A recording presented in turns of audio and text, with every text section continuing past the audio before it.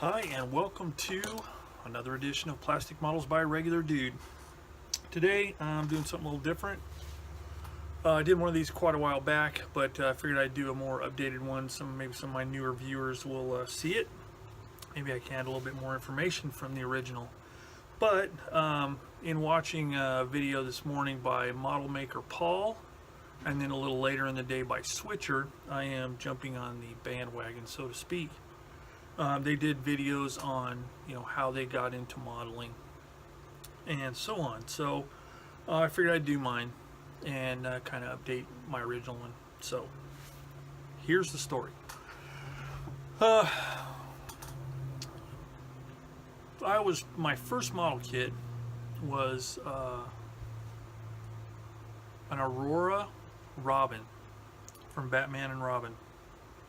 And it was Robin was kind of in an action pose, cape flying out. There was some, electronic equipment on a base or something like that. I looked it up once on the internet to see what it looked like, see if I was remembering it correctly, and I actually was. But that was the first model I built. And my dad, he had built models when he was younger, and he got into flying string-guided model aircraft. As I used to say when I was very little, my dad would start, gathering up the stuff so we could go out, and so he could go out and fly with his friends. And I would say, "Oh, good. Are we going to get to go crash planes today?" Because apparently that's what they did, is crash planes a lot. But anyway, he was a model builder, so he took me down to a place called Pipkins.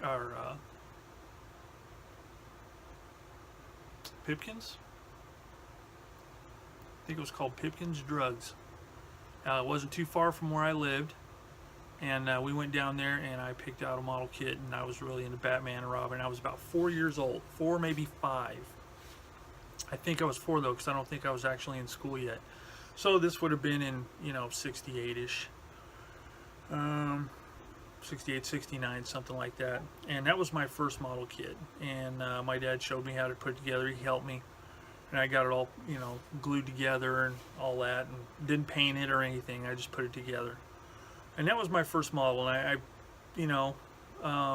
I assume I enjoyed it because I went on to build more models. And the next models I built were a few years later, probably in the starting around 70-ish. My mom signed me up in a science club that was pretty much focused on NASA and the space program and stuff like that. And they would send you periodically, they'd send you little books and had stickers and stuff like that, but they'd also send kits. And I got a kit of the lunar command module and the lunar lander. And I remember, because I really loved anything having to do with space and space exploration and stuff like that. So I built those, and I actually had the capsule part of the command module for quite a few years. And I did paint that. I painted it in silver. The bottom of it was silver. And the interior, I painted the seats blue, and the astronauts I painted yellow. Kind of crazy, but I did paint them, rough paint jobs. And I do remember that the silver paint, for some reason, never really seemed to cure. Never really seemed to dry. I mean, by the time I got done messing with that thing, it had fingerprints all over, and it seemed like it had fingerprints and was sticky for years to come. Who knows? But anyway, I built a lot of those. I built, started building some aircraft. So around I think it was June of 74, we moved from my hometown, where I'm living right now, up into the mountains to the Kern River Valley. And I built models up there, mainly aircraft. I built some car models. I would, at the time, the whole Sha-Na-Na 50s Renaissance thing was going on. And my dad had, lived through those times. He had a 56 Chevy with a nice engine in it and all that kind of stuff. So I built one of those. Really dug the whole car thing. And actually painted those. Most of the time, though, I didn't really paint aircraft or models, but I do remember in that time period, about 75. I had a friend that lived next door, and he liked models, and he had a nice big, I think it was 1/48 scale Mosquito. It was really big, and it was a really nice kit, and he left it outside one day, and my dog chewed it up. He was torqued, to say the least. But anyway, so we built models together, and I built I remember specifically a P47, P47 Lightning that I built. It must have been 1/72 scale or 1/48, I can't remember. But I do remember that I did paint it, and I painted it with a brush. And the only colors I had that were even close was a tan color for the upper surfaces and this bright sky blue for the lower surfaces, and that's what I painted. But I do, and they were gloss, and I didn't spray flat on them or anything. But I do remember painting them with a brush, and the paint job came out ultra smooth for some reason. And I remember my dad commenting, he's like, "Wow, this is really smooth paint job. Did you use a spray can or something?" "No, I used a brush." So I don't know if I just lucked out and had some good paint. But that's what I did. So then in it must have been late winter, spring of 76, I believe it was, we moved from our original place in Kern Valley up further up into the mountains into a canyon. It was called Bodfish Canyon. I mentioned the sign a friend, street sign, or the city limit sign my friend got for me with Bodfish on it. But we moved up there, and I lived near another friend or a new friend, and he was really into model railroads, so we had a lot of fun with the model railroads and stuff. But more importantly, and this is probably the most impactful time period in my model building career, if you want to call it that. But he had built different military models, and then he'd take them out and just shoot them up, bust them up with rocks. So rocks have blown up firecrackers, shoot them with BB guns, whatever. But he kept all the parts that he could find, and he got out one of the parts, and as a matter of fact, I still have that part. Let me see if I can find it here real quick. I should have had this prepped, but he had this part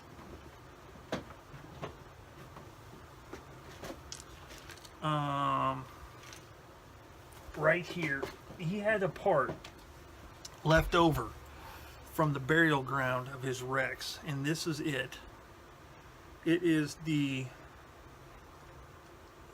top framework and tarps and gear bags, kit bags, and stuff like that, and the machine gun ring for a 50 caliber from the Monogram M20 armored car. He still had that part. He gave it to me. Why, I don't know, and why I've kept it all these years, I have no idea. But I kept it, and this was the beginning of my real interest in modeling. So in addition to that, he had a bunch of figures and stuff like that, and I've still got some of that stuff in a box somewhere. But this one here I found recently, and I thought, I got to keep that out. So that got me kind of shifted more towards armor. Now, another thing that was very impactful, and even more so than that part, was he had one of the Monogram tips on building dioramas that Shepard Payne did for Monogram back in the early mid-70s. And it was a 2-page color fold out on, in this particular case, the Sherman Hedgehog, a diorama he built. And I looked at that, and it's the first time I'd ever seen a diorama type thing, and it just blew me away what you could do with a model kit. And I'm telling you, I carried that thing in my pocket. I would just get it out and read it over and over. I mean, I would scrutinize and just suck in those photographs. Just, I mean, looking at the minute detail, and it just blew me away what he was able to do. I mean, out of all the modelers there have ever been, and there's tons of good ones that I don't even know the names of. But Shepard Payne is always going to be at the very top of my list of model builders that have influenced me. Now, not necessarily so much in my abilities, because I'm still learning, and he just did some really good stuff, but it just really made an impact on me. So very shortly thereafter, I got my first armor kit, and we had a store up where I lived called Sprouse Ritz. It's an old department variety kind of store, and they had everything in there. I mean, everything, household items, household products, cleaners, just you name it, all kinds of stuff. And it had a little toy section, but most importantly, it had a model section.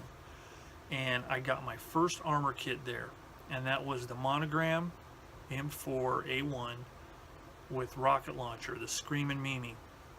And I built that not too many years ago after I first got back into this hobby, kind of as what I like to call a nostalgia build, and I loved it, and I'd like to do another one. I mean, I've built the Academy Calliope, and I loved it, and it turned out really nice. I was one of the models that I'm most proud of, but just building that Sherman, it just brought back so many memories. And oddly enough, this right here is the very diorama sheet that came in that first kit that I got in summer of '76. Okay, I've had it all this time, and as you can see, it's got creases from where I carried it around in my pocket. The one with the hedgehog, it just fell apart, rotten. I carried it around so much, sweaty pockets on a kid, whatever, and it just fell apart. And as this one's, it's getting kind of tattered too. But this right here, this was it. I mean, that was my first kit.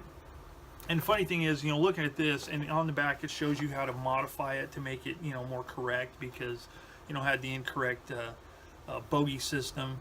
I had the old like M3 style, like you'd see on a Lee, with the roller on the top. So he shows how to convert that. He shows all this different stuff. He scratch built the whole, rocket system. I mean, just awesome stuff. And I looked at this and I thought, man, there is no way I'm ever going to be able to do anything like that. But I kept it as inspiration. And oddly enough, this kit didn't paint a thing on it. Built it, stuck the decals on it. I was good to go. Because, at that age, I was like in, 5th grade, 6th grade, stuff like that. Actually, in between 6th and 7th grade, I wanted to play with them. I love tanks. And this is the way to do it. And man, that sucker would roll across the bed. The tracks just rolled like no problem. But anyway, that was the most impactful part for me. And I went on to build quite a few of those older kits. Another example, I built the Monogram Panzerschwebwagen, the 8-wheeled vehicle, and this was another deal where he showed how to modify one to make it the solid 263 version, as opposed to the whatever it was. But there's that. I still have the instructions from the first Stug that I built, same time period, Monogram, very simple kit, not a whole lot of steps, but as you can see, I mean, it's stained, it's fallen apart, but they give you a lot of information here. Assemble 4 left bogey, slip inner bogey wheels 4 onto axles on left bogey. I mean, just all kinds of stuff. Your tank can be assembled with or without shirts and armor plates 76 and 77. I mean, it just gives you all this like verbiage and stuff. It was just really cool. It's a far cry from instructions today, and I know they have to look at a world market to where they'd have to print like every single language, but it was really cool. So I had that one. Then I got a tips on building dioramas here. This was one of the other kits I built from that time period, junior high time period. M48 patent. This one was just a single sheet. It wasn't as elaborate as the others. But again, he talks about how he converted it and made this, how he did the sprung suspension. I mean, just really good stuff. So that was my, what I want to call my formative years. That's where it really stuck. So I built those. I built a lot of different ones. You know, a Monogram was, to me, I mean, that was all I could get where I lived, and I really enjoyed those. And I don't think it was until I was a freshman in high school, which would have been in '78, that I finally got something other. No, I take that back. The same friend, his name was Dean, that got me into this. We used to come down to visit my grandparents, you know, quite often during the summer, and a few blocks away was a hobby shop called B&F Hobbies. And that was, to me, it was the best hobby shop in town. They carried, you know, model railroad stuff, they carried model planes, and lots of armor. And that's where I got my first non-monogram armor, which was a Italeri, or at the time I think it was Italieri. I had an extra letter in it. But I got one of those. It was an Italian self-propelled gun from World War II. Had an interior and everything, and it just blew me away. It was really cool. But again, I didn't paint it. You know, on the boxes they used to say, you know, molded in color. It's like, why paint it? It's already molded in the right color. You know, the German tanks would come in the desert yellow color, and the Italian tank was yellow. The American tanks would come in olive green plastic. So, you know, there's no need to paint it. But, you know, B&F Hobbies was the place to go. We'd go around there and drool over the kits, occasionally buy figure kits and stuff like that. And just built and built and built. And, you know, it's funny. Here's something else. I don't know if you can see that. It says B&F Hobbies on that tag there. Bottle of Solvaset I've had that long. And it's still good. But that was a good hobby shop. So, you know, I built on through junior high, and then getting around high school, you know, like everybody does, people get interested in other things. Now for me it was bicycle motocross. I raced bicycle motocross, so I got heavily into that. Models, I didn't do them anymore. I built tons of tanks and a few planes. I still built a few planes, but I moved on to BMX, and I was doing that, and I did that on up into, that was started around, I raced my first race in October of 1980, and I raced all the way up until early '86, I think. And you know, by then I was working full time. I was going to college and all this kind of stuff. So that kind of fell by the wayside as well, like many things do. So, you know, I kind of, you know, was doing work, going to school, got, you know, and then just on a whim, I thought, you know, I'd like to build a model again. So I went to, I think it must have been B&F Hobbies, because that was about the only hobby shop I knew of. I went to B&F Hobbies and I bought, actually I take that back, I did not go to B&F Hobbies. I think I saw a model kit at a place called Woody's Toy Circus, and they carried toys, skateboards, bicycles, pools, and models. And they had a nice modeling section, and I bought a Tamiya M4 M4A3 Sherman, and that was only my second Tamiya kit. My first Tamiya kit I got probably my 8th grade year. I finally got a Tamiya kit, and that was the Tamiya 1/35 scale Ausf D, the one with the flaps in the front. I had the flap driver's position, but it had the ball mount on the other side. I think that's what it was. Anyway, the old Tamiya kit, you know, the one you could get motorized, and boy, I thought that was something. It was a Tamiya kit, and you could buy it for, say, $20, or it might have been $15, whatever. $15 with the Japanese instructions. If you wanted English instructions, you paid $5 more. So I was like, all I need is the pictures. So I bought it, built it, no problems, and then I realized you don't really need all this, you know, extra verbiage to build a model.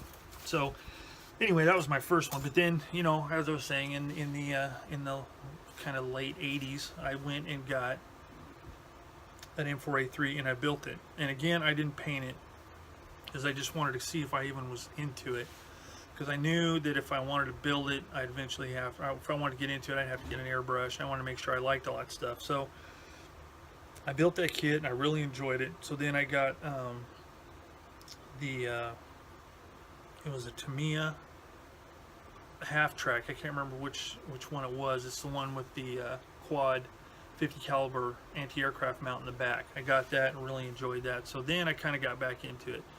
And it was nice because my brother was older by then and he started getting into model building too. So we just sit in the evenings and build models, you know, and or watch TV or whatever. And that's when I really started getting a little bit more into, you know, trying to do things right or trying to get a little more complex in my builds. I finally bought an airbrush, at first using the CO2 propellant cans, which were horrible. Finally got a compressor, used my dad's compressor actually. Started, you know, spraying the whole model, getting into camouflage. Then I started getting a little more into detail stuff. And about that time I discovered the Verlinden books. And I got the very first Verlinden book. I still have that one. I've got number 2, I think 3. I got the one that was called the On Target series, which was about the Tigers.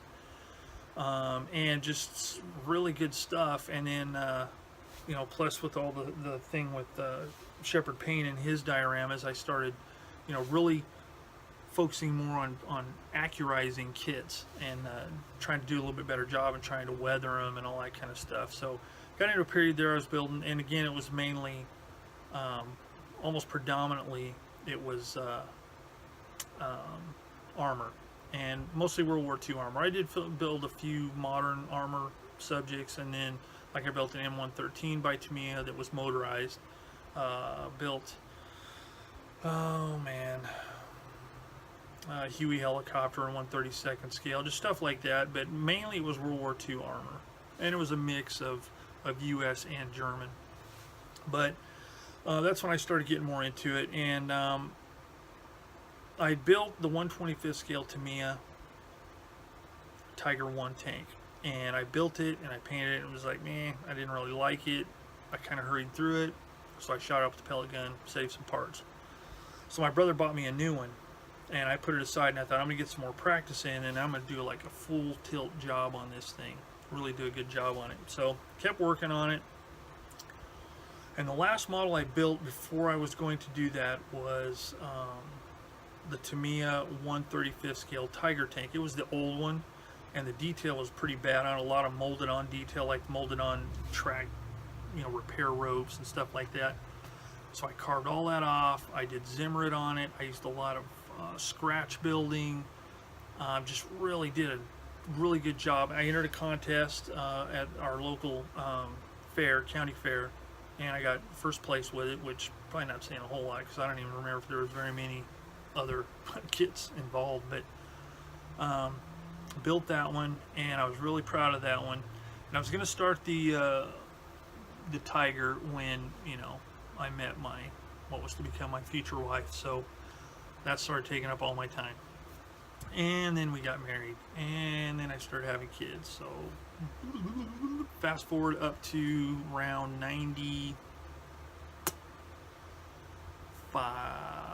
97 probably, and I finally thought I'm going to build a model again, because my wife, just on a whim, she bought me the Monogram B17. So I built that one. I really painted the inside well, you know, just trying to get back into it again, and I had that kit for quite a while till I dropped it and broke it during a move.